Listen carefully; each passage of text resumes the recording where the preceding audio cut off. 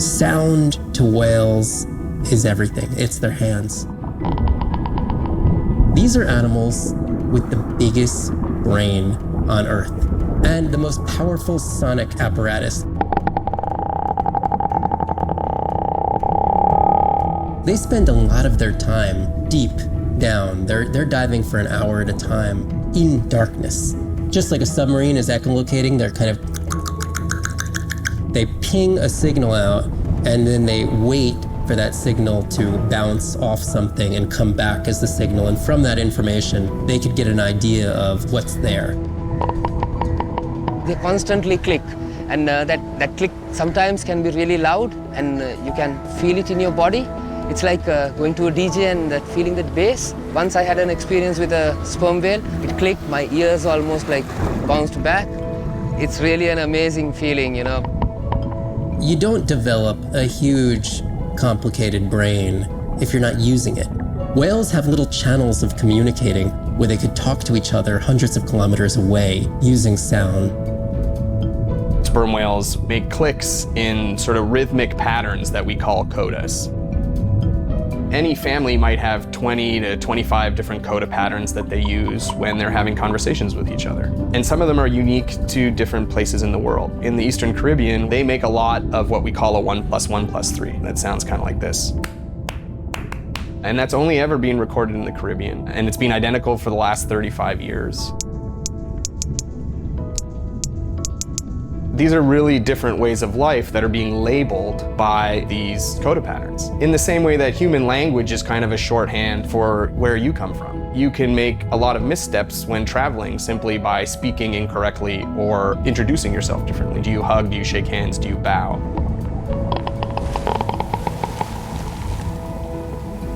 And a growing concern has to do with the noise that we're putting into the ocean. Everything we do impacts everything they're doing. The sound is causing high levels of stress in animals like this. No one wants to live at a rock concert. You can imagine trying to have your home inside an arena while some metal band is playing. And that's increasingly what the ocean feels like.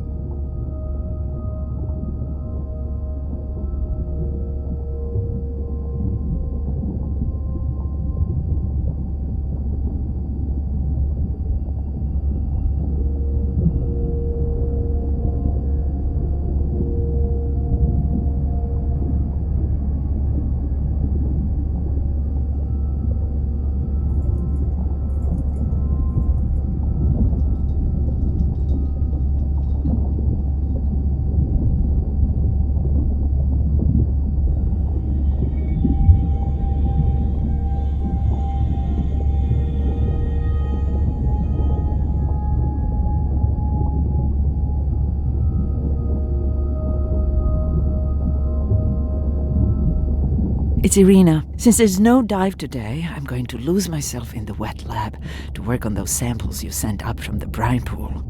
Hey, have you listened to my daughter's track? Interesting, right?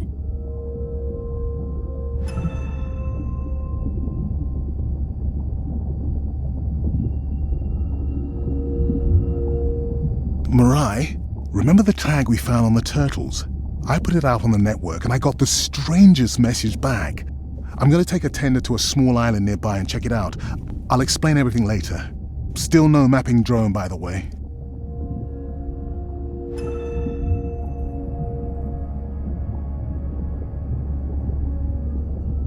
Hey, it's me. Nana didn't qualify for the study. Doctor says we missed the window. Whatever that means. Hard to tell what she remembers now. It's tough. Not sure my head's 100% there with school. Honestly, seems like a waste of money. Anyway, see you.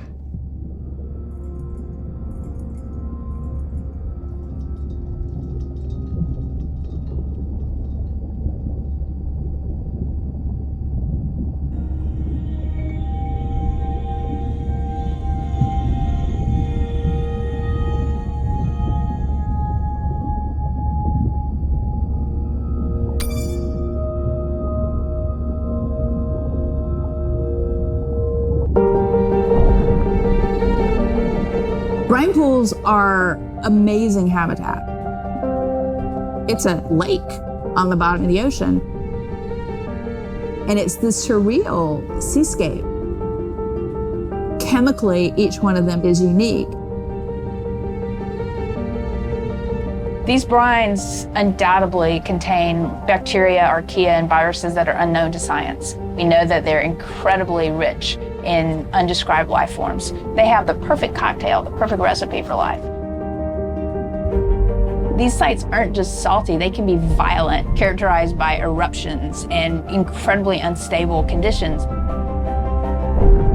So to live in them, you have to not only be hardy, but you have to be able to endure constantly changing conditions because not one day is the same. The organisms that live there, they undergo a constant biological warfare with each other to dominate the environment, to survive in the system. The biochemicals that they produce to do that biological warfare are applicable to curing diseases like cancer, Alzheimer's. They produce antibiotics and antivirals that can also be used to improve human health. And we drop targets as we go, so we know exactly where we sample. Exploring these habitats is absolutely necessary because the metabolic potential there has the capacity to change the way we think about medicine, to change the way we think about antibiotics, based on our knowledge that we gain from studying these incredible environments in the deep sea.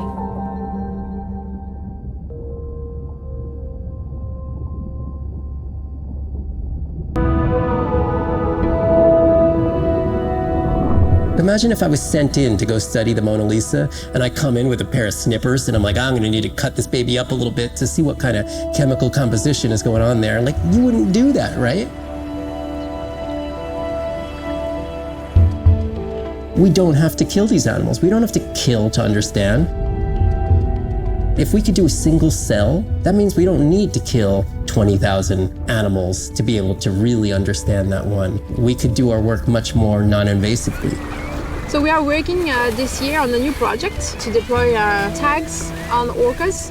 We need to learn more about the diet and how they use the habitat. So by deploying those tags, we get the information we need. It is the least invasive method. It is suction cups. So it is not a scratch on the whale afterwards, which is something we really like. In the deep sea, we use these like robotic claws from the oil and gas industry that gets you the sample, but this is so archaic. So we've been designing something called squishy robot fingers, which are ways to be gentle when we study the deep sea. But I think we could even take this another level. There's some organism, we quickly encase it. It's like a medical checkup. We give it a swab to get its genome. We image it from all directions. We open it up, that animal goes away, and we have more information than we've ever had before. These animals are Mona Lisas. Our perception of them should change. We should be more delicate.